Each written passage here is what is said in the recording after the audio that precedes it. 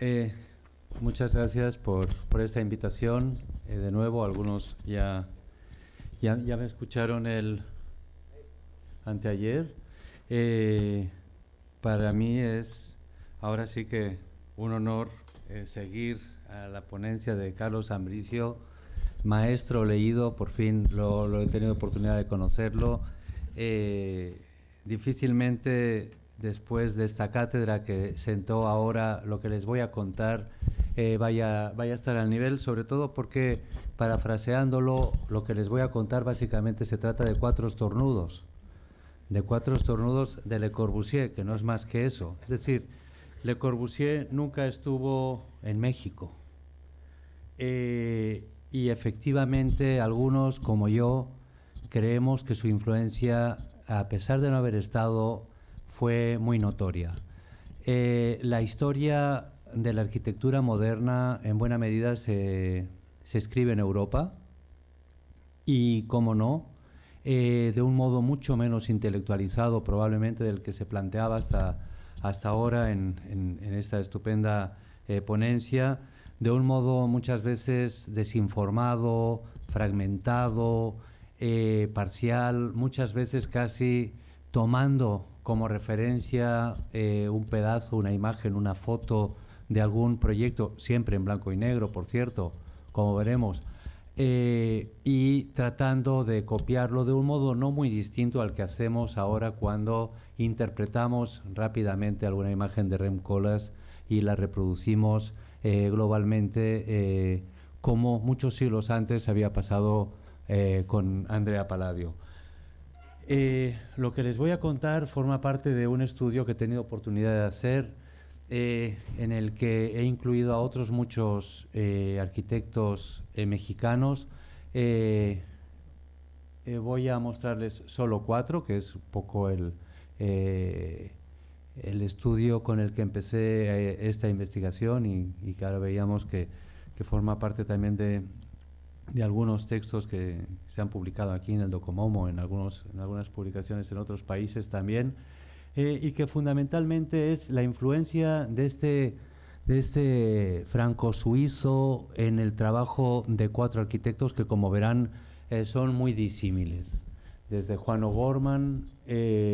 Luis Barragán, Mario Pani y Teodoro González de León. Pertenecen a generaciones distintas y el momento en el que esa contaminación se produce también es dispar. Veremos también cómo eso a veces afecta a lo largo de toda una vida, a lo largo de toda una carrera como arquitectos, y en otros casos es una contaminación intensa pero fugaz. Desde el caso de Juan O'Gorman, en el que para muchos es el primer arquitecto moderno que aparece en América, sobre todo con la casa que hace para su padre Cecil O'Gorman en el 28, y que poco después tendrá oportunidad de hacer justo en la cancha de tenis de al lado los estudios para Diego Rivera y Frida Kahlo. Pero que si rascamos un poco, hasta muy superficialmente, sin mayor profundidad, vemos que las referencias en relación al estudio que hace Le Corbusier para su amigo, su compañero purista Amedeo Cenfán, son prácticamente literales.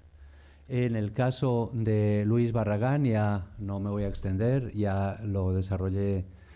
anteriormente, antes de ayer. Algunas de sus referencias a Le Corbusier son prácticamente literales, nacen en buena medida, como en este caso que ya les conté, de la azotea que Le Corbusier hizo para Charles Vistegui en París, el lugar que visitó y en el que asistió en algunas de sus fiestas, fascinado por el trabajo de Le Corbusier, el que visitó otras obras, la Ville Savoie, entre otras, de la mano de un plano que el mismo Le Corbusier le hizo para que siguiera la pista. No menos es el caso de Mario Pani, quien no conoció a Le Corbusier, si bien trató, y que por una cuestión casi de urgencia propuso un proyecto que hizo con absoluta inmediatez, tomando prestado algo que el mismo Le Corbusier 15 años antes ya había propuesto en la Ville radieuse. El Redán, esa forma de zigzag que propuso Le Corbusier, pero que no llegaría a ser una unidad de habitación, es decir, una de esas piezas, hasta el 49,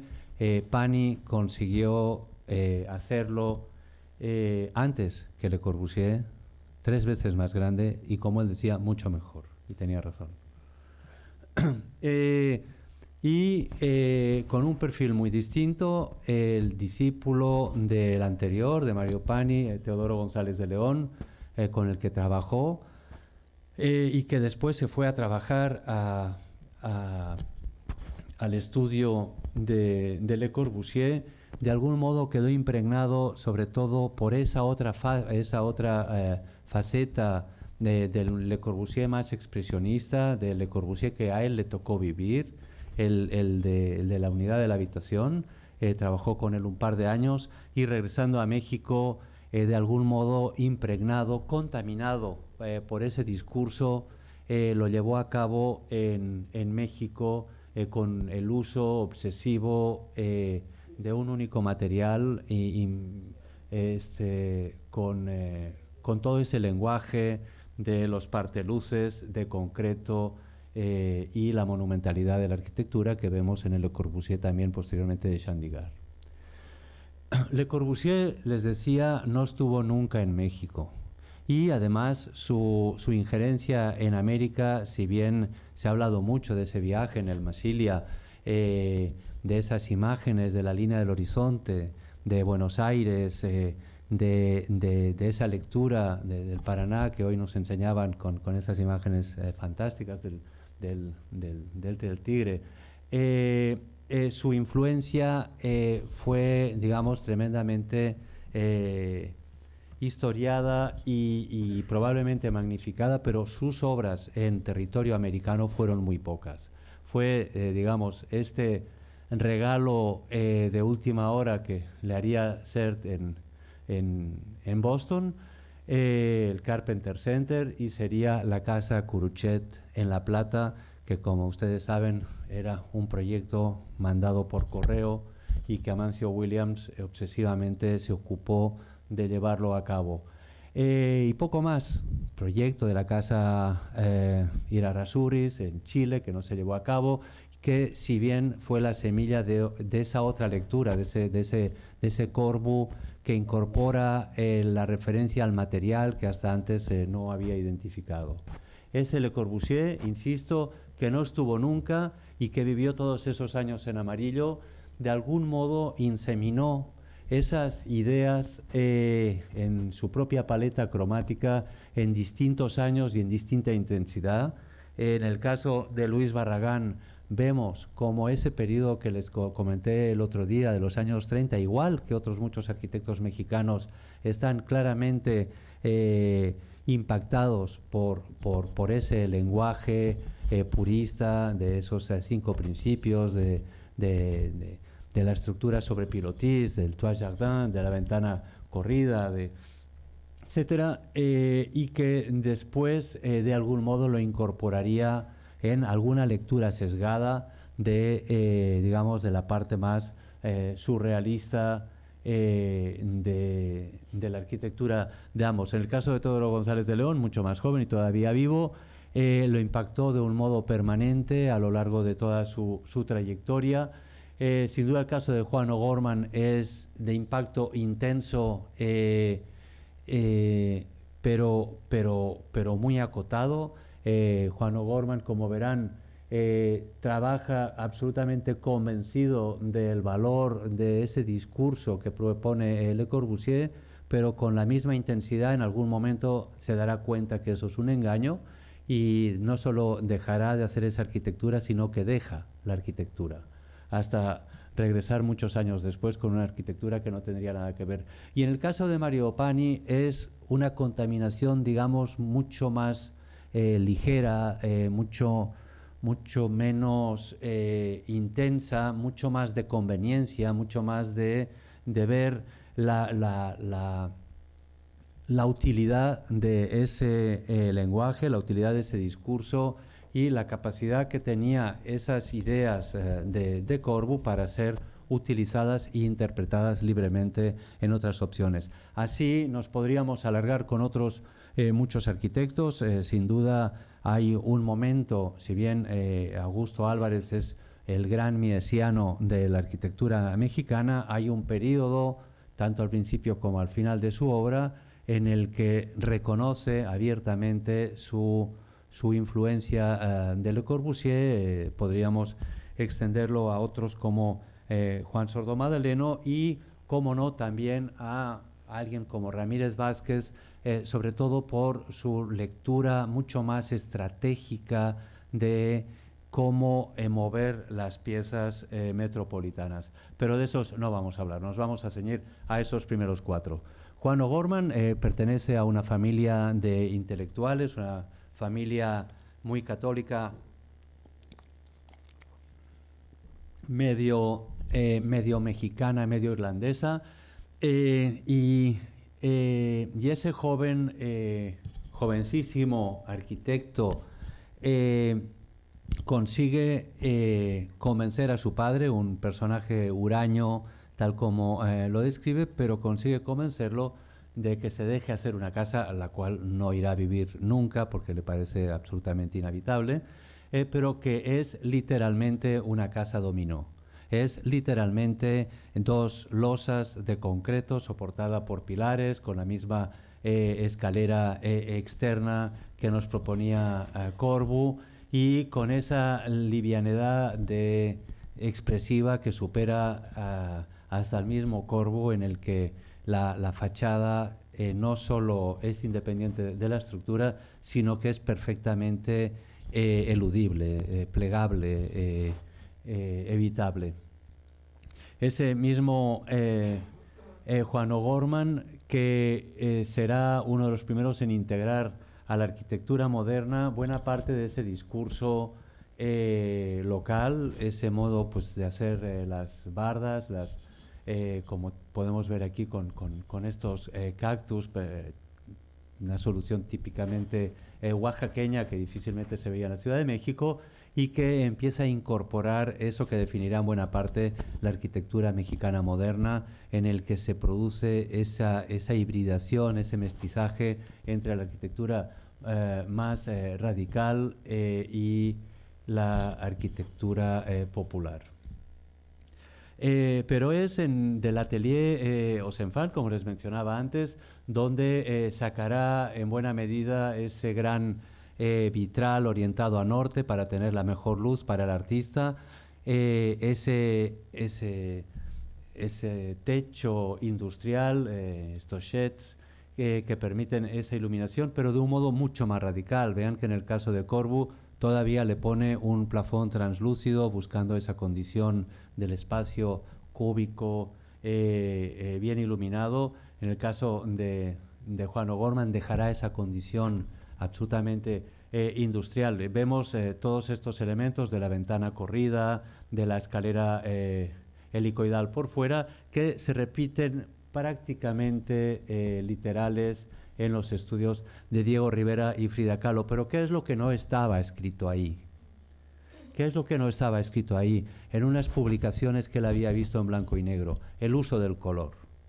El uso del color, que de algún modo daban por supuesto que debía ser blanco, y no sería hasta que a alguien que había visitado ya alguna de esas obras podía contar que el uso de una cierta paleta de colores pasteles, pero en esa, digamos, interpretación inmediata se daba por hecho que era blanco, y será en esa oportunidad que queda del blanco y negro al paso al color, en el que Juan O'Gorman incorporará esa gama cromática típicamente mexicana, digamos, a la misma paleta de elementos, quizá hasta cierto punto más radicalizados, como es los elementos casi de corte constructivista de la azotea. Juan O'Gorman seguirá construyendo casas, siempre para intelectuales, cada vez más radical, siguiendo esos principios básicos de la casa dominó, de los estudios que propone Le Corbusier. Y si Corbu no estuvo nunca en México, Juan O'Gorman no había salido nunca de México. Es decir, esa información, igual que con mi 4 libri de Palladio, se dio a través de ese poder absolutamente contaminante de alguna publicación que llegó en sus manos. Publicaciones que después de estos años, ya por estos años 30, se haría fuerte, ya más leído que ese casi tardo adolescente que veíamos en esas primeras obras. Ya en los años 30 forma parte de un grupo tremendamente radical junto a Legarreta, a Aray, a Burto, que de algún modo escribiría un manifiesto en el que tomaría ya una posición claramente funcionalista. Y allí sigue con ese discurso que nos lleva a la Ville Lagauche, sin duda, en esas concavidades, en esos cilindros y en esas ventanas corridas. Igual en esta casa para una editora, una vez más, otro intelectual, nos remite a todo ese discurso de la planta libre, el toit jardin, la ventana corrida. En sus últimas obras modernas llevará esa experiencia a la arquitectura de escuelas, llega a ser 15 proyectos en 3 años, incorporando todo ese discurso de máxima eficiencia con el mínimo esfuerzo, con el mínimo costo, y incorporará con mayor radicalidad el uso prácticamente de ese único material, el concreto aparente, un único tipo de tubo que ya lo había ensayado en la casa para Diego y Frida, que servirá prácticamente para todos los usos complementarios, desde barandales, escaleras, etc. Y como mucho la expresión funcional de alguno de sus elementos, como en este caso el depósito de agua. Una de sus obras últimas de ese periodo, y también tremendamente corbusiana, es el que hace para el Sindicato de Cinematógrafos, en el que tenemos de nuevo todos estos elementos del discurso corbusiano de estos años, de concavidades, convexidades, ventanas corridas y la terraza en la azotea. Llega a la conclusión que esa arquitectura moderna es un fraude, que esa arquitectura moderna solo sirve para satisfacer a los desarrolladores, porque es mucho más barata que la arquitectura que requiere una cierta ornamentación, es mucho más eficaz porque se puede construir en menos tiempo, y para hacer eso no quiere defraudar al pueblo, deja la arquitectura y entra en un periodo de ensimismamiento que se dedica fundamentalmente a la pintura. Una pintura de extremadamente excelente dibujante, pero fíjense, esta sería bastante paradigmática de este periodo. Un Juan O'Gorman que se está retratando a él de frente, que casi de un modo espejeado se ve de lado, que vemos el pincel con el que se está pintando, vemos hasta el croquis del dibujo que está sosteniendo en esa percepción entre la escuadra y el diablito, y del junior, del chico de buena familia que jugaba a tenis en esas canchas que después convirtió en la casa para su padre y la casa para Diego y Frida, y en el que veremos todavía algún guiño de sus admirados Diego y Frida, con sobre todo con este sapo abajo en el pie, que es una interpretación de Diego, tal como le llamaba a Frida, mi sapo querido, en el que le está dando un mensaje. Este personaje ensimismado que deja la arquitectura no regresará hasta que prácticamente le ruegan que participe ya en los años, a principios de los 50, en esa construcción del gran proyecto de Ciudad Universitaria, y forma parte del equipo de 3 arquitectos que construyen la Biblioteca Central. Él allí ya cree que esa arquitectura moderna era un engaño, y que la única arquitectura posible es la que está construida siguiendo la forma piramidal, en la que hace del ornamento parte esencial de su expresión y en el que se remite, como en su propia casa, a todos esos elementos del discurso mítico de la arquitectura prehispánica, azteca en particular. Este Juan O'Gorman, que se asegura su muerte con un triple suicidio para no fallar, nos deja el legado de haber sido probablemente, seguramente los amigos brasileños tendrán alguna otra opinión defendiendo a Warchavchik, pero probablemente el primer arquitecto moderno que se da en América, y sin duda un personaje singular en el que sin ese estornudo de Le Corbusier probablemente no habría existido. Luis Barragán es otro personaje absolutamente singular. Seré breve, ya les conté el otro día, un personaje de provincia, de una cierta aristocracia tapatía, que va construyendo un discurso a partir de una arquitectura tibiamente moderna que está buscando esos signos de expresión entre lo propio, lo local, lo tapatío, y un cierto compromiso con la modernidad, también haciendo estas casas para ricos e intelectuales locales, para acabar evolucionando ya en esa primera migración a la Ciudad de México a una arquitectura claramente moderna, una arquitectura que no lo dejaría solo en una modernidad europea, digamos, de corte bauhasiano, etcétera, sino claramente corbusiana en el uso de una serie digamos, casi en la construcción de esos principios que propone Corbu, de los 5 principios, en el que con mayor o menor medida se ve prácticamente en todas estas obras de este periodo. Será su transición a ese personaje único que decíamos el otro día, que lo hace original en la medida que es capaz de inventar algo que no estaba escrito en la historia de la arquitectura, esa arquitectura hecha de rincones, de silencios, de sombras, digamos, todo ese discurso que tiene que ver con la arquitectura emocional que se sustrae de la luz y de esos efectos cambiantes de la experiencia del espacio, que podemos ver, como comentaba el otro día, una influencia sin duda reconocida y escrita por él, en el que plantea su gran admiración por Le Corbusier y que lo llega a reflejar en algunos episodios muy concretos de su obra, como mencionaba ya con mayor detenimiento, en esta escalera que claramente reflejó y importó procedente del ático Beistegui a la Casa Ortega y de la Casa Ortega a su propia casa en la calle Francisco Ramírez de la Ciudad de México. Un arquitecto que siguió su propio camino, se despegó quizá ya de esa admiración para hacer una arquitectura con un discurso mucho más personal. Ese periodo, esa influencia que tuvo, se fue alejando para tomar su propio camino íntimo y muy personal,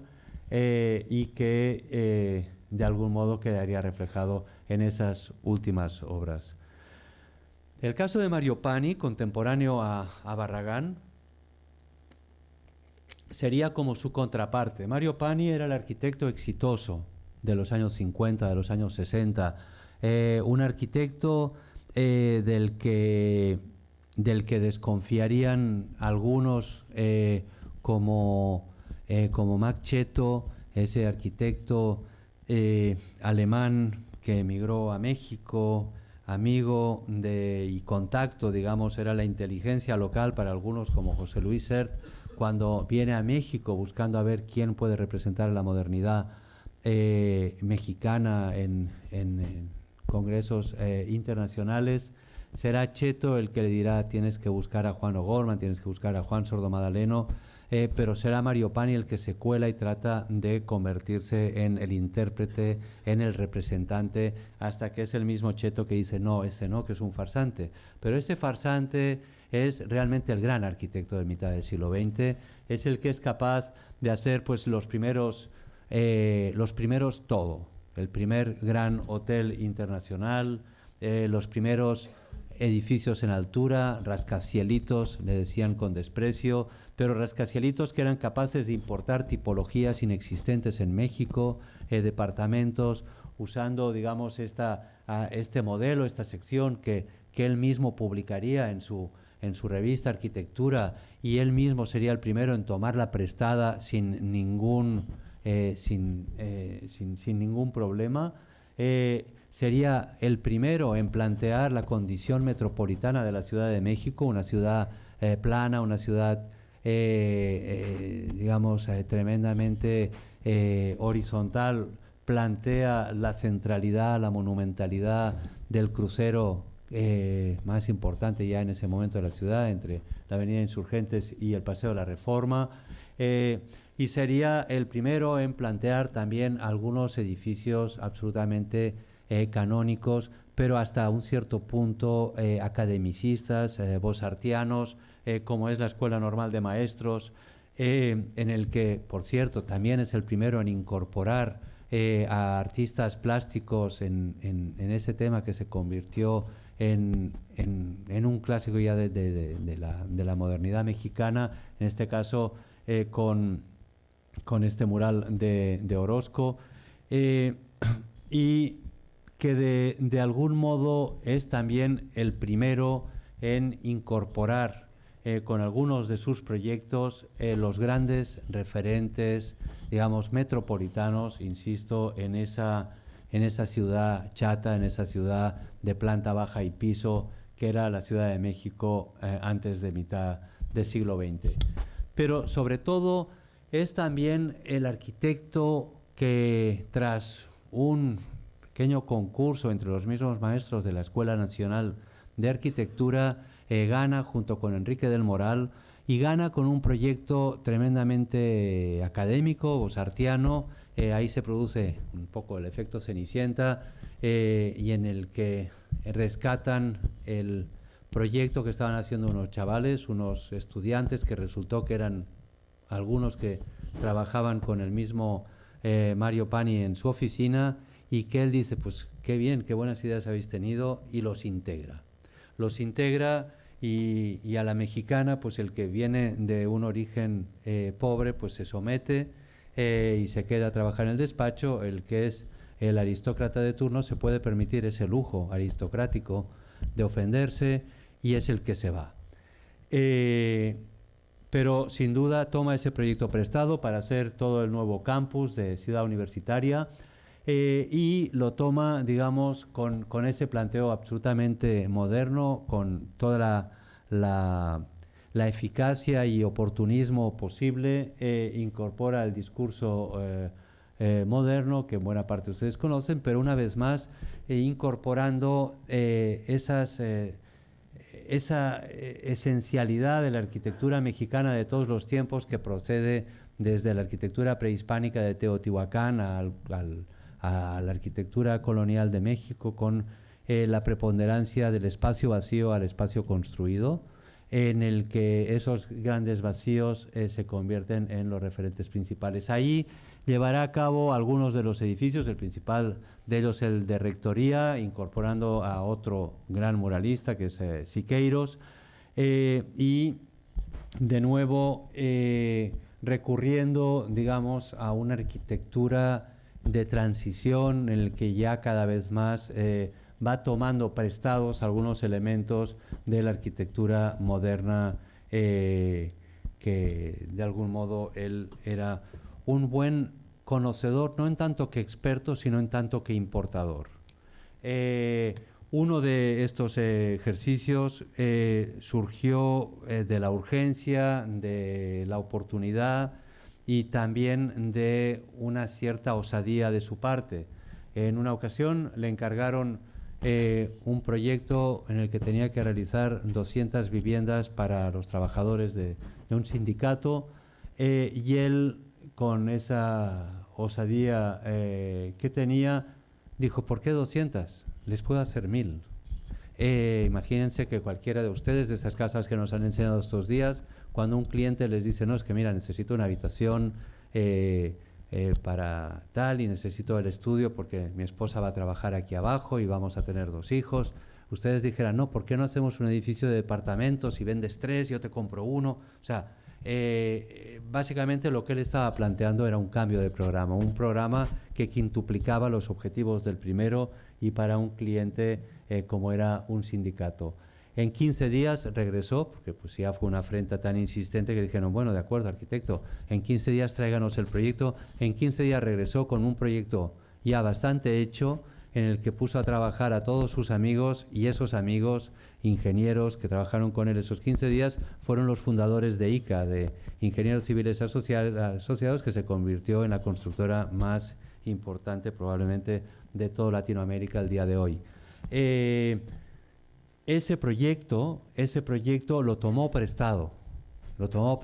de Le Corbusier, como les decía, y como ven en esta foto, prácticamente es el mismo que la maqueta que publicó Corbu del año 33, y que le funcionaba para esas necesidades, y así mismo lo llevó a cabo.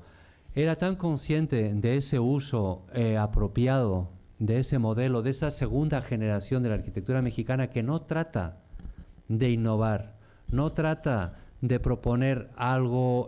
radicalmente novedoso que vaya a trascender, sino que trata de tomar prestado eso que la primera generación de los arquitectos modernos proponían. Lo da por bueno, no lo cuestiona, no le da el más mínimo sesgo político en su caso, simplemente ve que es una tipología, es un modelo a seguir, la usa, y tanto es así que llega a viajar a Marsella para ver a ese francés que ahí estaba. Estaba sin ganas de atender a nadie, estaba en un momento, piensen, después de la Segunda Guerra Mundial, alguien que había sido colaboracionista con el ejército, con el gobierno de Vichy, alguien que además ni sus seguidores lo querían porque había cambiado, se había metaforseado estilísticamente, y era criticado por los propios y por ajenos, no quería recibir a nadie. Mario Pani trató que lo recibieran y nunca le abrió la puerta. Regresó molesto, pero molesto positivamente, de ese modo que reaccionaba él, y fue cuando dijo, bueno, yo la voy a terminar antes, 3 veces más grande, porque eran 1000 viviendas, y mucho mejor. Y en eso tenía razón, en la medida que esos pasillos,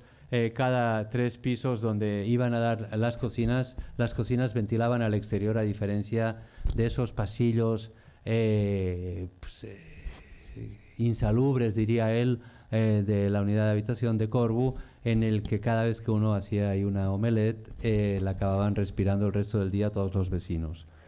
Este proyecto él lo justificó, entre otras cosas, porque el tema de un elevador que era impensable para un desarrollo de este tipo, se contaba por el número de paradas, y los convenció, oigan, no se preocupen, va a tener solo 5 paradas, por tanto va a costar como si fuera para un edificio mucho más chico. Y finalmente se llevó a cabo un edificio, un conjunto que de algún modo obedecía a todas esas necesidades colectivas, desde la alberca hasta la lavandería, hasta un jardín de infancia para niños. Fue tal el éxito de ese proyecto que inmediatamente el mismo cliente le pidió otro al año siguiente, y ahí sí le pidió que aumentara la diversidad tipológica, porque básicamente en el primero solo había de 2, poco el modelo de Corbu, ¿no?, de los buenos y los malos, el que está arriba y el que está al revés, y después otros edificios más bajos que eran para familias de mayor tamaño. Aquí ya incorporó 10 tipologías distintas, y incorporó mucho más espacio verde, y una serie de elementos que tenía que transgredir la misma ley de México. En México, un país de latifundistas, un país de hacendados, la propiedad va absolutamente ligada a la propiedad de la tierra. Entonces, hacer una calle que pase por debajo de un edificio es algo que la ley mexicana en ese momento no lo contemplaba, si bien él decide que eso es fundamental para ser absolutamente estricto con esos principios que plantea Corbu de separar los coches, las vialidades de los recorridos peatonales a través de las zonas verdes. Sigue incorporando, en este caso con estos murales de Mérida a modo de balcones, sigue incorporando a los artistas como parte de la composición de buena parte de los edificios. Esos anteriores, este conjunto ya no existe, es de los que quedó más afectados por los distintos terremotos de la Ciudad de México. Pero será sobre todo en una obra tan radical como esta, que ya no solo de la mano de Corbu con la Vilga 10, sino también podemos ver claramente a Gilbert Seimer llevado al extremo de la abstracción, que es capaz de modificar la Ciudad de México y otras ciudades, no solo de la República Mexicana, sino de otros países latinoamericanos, proponiendo dos intervenciones. Una que veremos después, que es una ciudad satélite en la periferia de la ciudad, y otra que sería en el interior de la ciudad, que sería el sustituir la herradura de Tugurios, como le llamaba él, por una nueva ciudad, una ciudad 75% verde, en el que solo el 25% estuviera construido, que fuera un gran parque, que fuera mucho más higiénica, que fuera mucho más eficaz.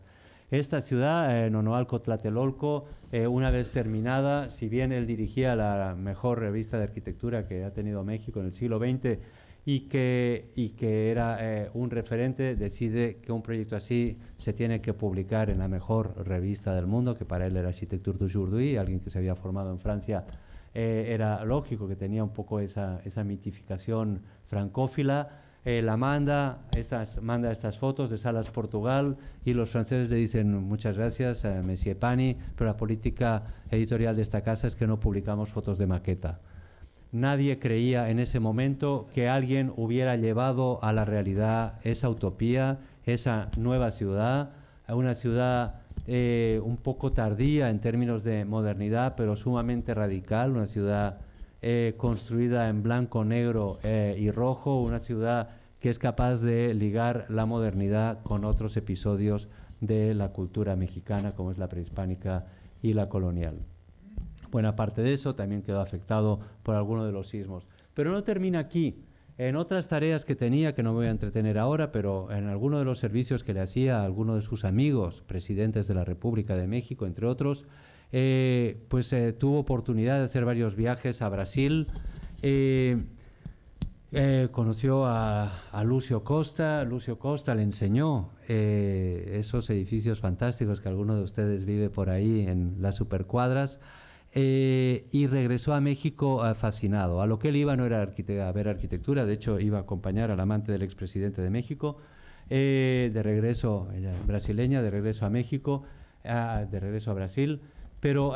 después de la experiencia de Lucio Costa entendió que había una gran oportunidad en incorporar algo que tampoco tenía México, que eran edificios en condominio. Llegó a México, propuso a través de otro grupo de amigos, gran amiguero,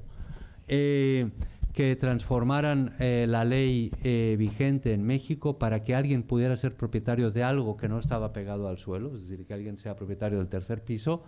y lo consiguió. Organizó otro grupo para que se creara un banco de crédito hipotecario para este tipo de propiedad, y llevó a cabo los primeros proyectos de estas características, como es el edificio, el Paseo de la Reforma, y otro que haría prácticamente simétrico enfrente de este. Este mismo modelo lo extrapoló a otras situaciones, como el que hizo en Acapulco,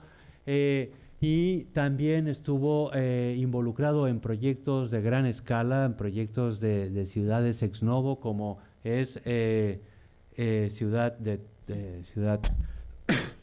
Satélite, en la que fue ahí, regresando a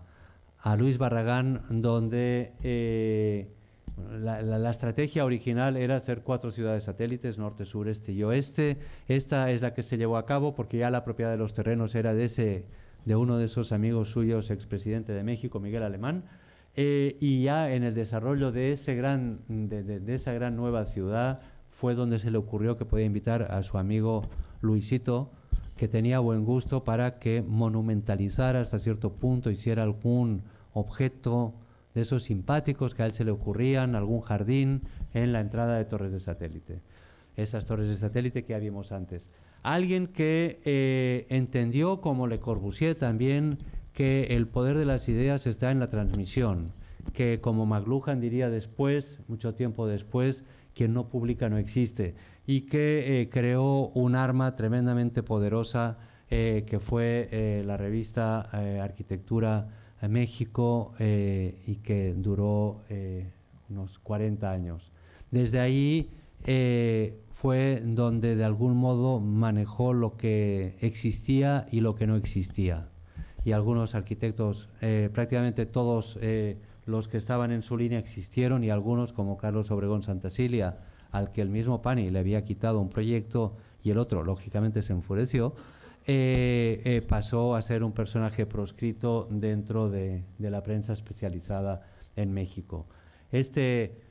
arquitecto que construyó hasta la saciedad y que probablemente transformó como nadie no solo la arquitectura, sino la condición metropolitana de la Ciudad de México y otras muchas, pasó a un cierto olvido que me atrevería a decir que en los últimos años ya hemos tenido oportunidad de ir rescatando, y de algún modo ha tenido una presencia histórica mucho menor que gente como Luis Barragán, que mencioné antes, aunque hasta cierto punto también fue uno de estos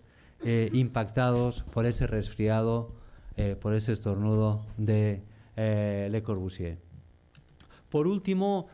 uno de esos chicos, el aristócrata de turno, el que trabajaba con Mario Pani, el que se pudo permitir el lujo de ofenderse, el que dice que recibió una beca del gobierno francés después de ofenderse, se fue a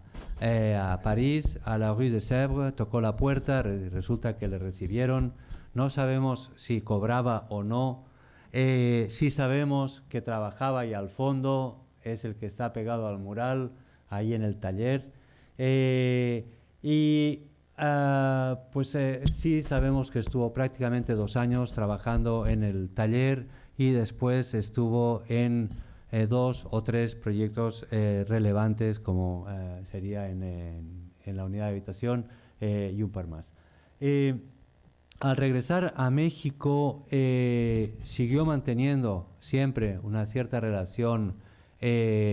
con Corbu. Hay cartas que lo acreditan. En la monografía que tuve oportunidad de escribir sobre él, doy fe con los documentos de cómo fue esa relación, pero fundamentalmente se dedicó en unos primeros años a la transformación de la ciudad, desde proyectos de viviendas de interés social,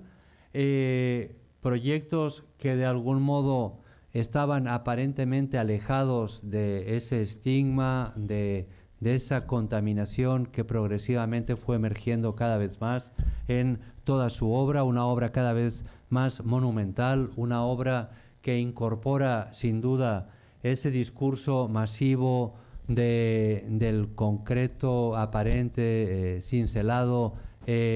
por doquier, en todos los elementos estructurales, pero también en aquellos que no lo son, en escaleras, en pisos, en paredes, en barandales, incorporando no solo el discurso de Le Corbusier, claramente ese Le Corbusier expresionista de los años 50 y 60, sino que además es capaz también de buscar unos sesgos de la monumentalidad que tiene que ver con la arquitectura colonial mexicana y sin duda prehispánica. Una arquitectura prehispánica que se hace a base de taludes, una arquitectura que se hace con la prevalencia del espacio abierto al cerrado. Hasta los interiores de algunos de sus edificios más representativos son el elogio o la fiesta a un espacio aparentemente exterior. Los taludes, los planos inclinados, los elementos de representación, el uso hasta de elementos de corte, en este caso maya, como es el falso arco, y que de algún modo lo llevará a cabo siempre con esa tectonicidad o esa expresividad del material único.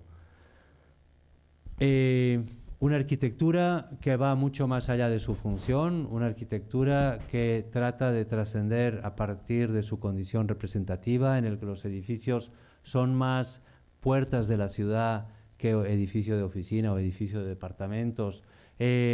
son más la expresión o el ícono metropolitano que la suma de funciones específicas de lo que sucede en su interior. Y que ha seguido hasta el día de hoy conjuntando esa condición, digamos, de corte corbusiano,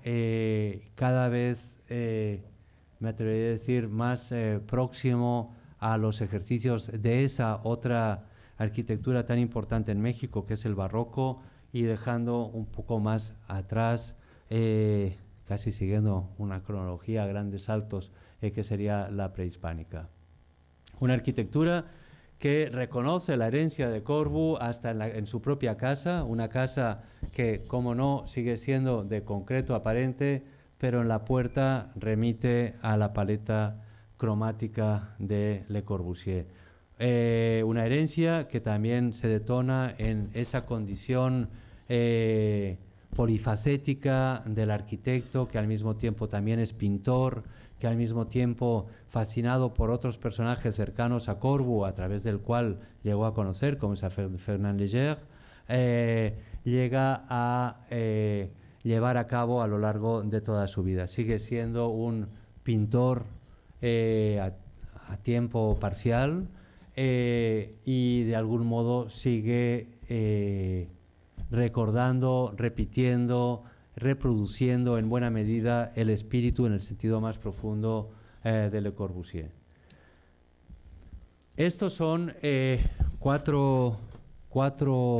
pinceladas, 4 estornudos, 4 referencias perfectamente extensibles a otros, pero en buena medida servirían de modelo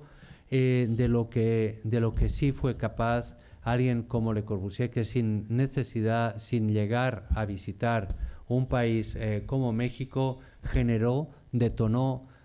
como antes mencionaba Palladio o después mencionaba Colas, ha sucedido con otros arquitectos que no solo por su obra construida, sino por sus ideas publicadas, han generado